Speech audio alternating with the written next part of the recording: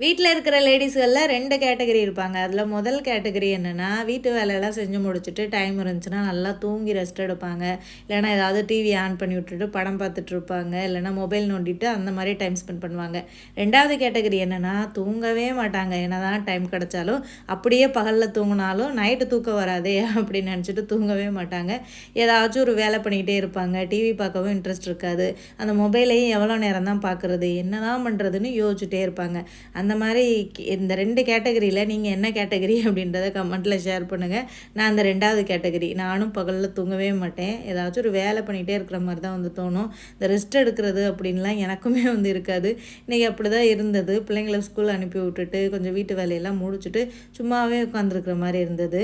அதுக்கப்புறம் என்னடா பண்ணலாம் அப்படின்னு யோசித்தேன். அப்புறம் ரொம்ப நாளாக அந்த சுக்குமல்லி காஃபி பவுடர் ரெடி பண்ணி வைக்கலான்னு சொல்லிட்டு அதை ரெடி பண்ணிக்கிட்டே அப்படியே எங்கள் அக்கா கிட்ட ஃபோன் பேசிக்கிட்டே பசங்களுக்கு பேன் கேக்குக்கு ரெடி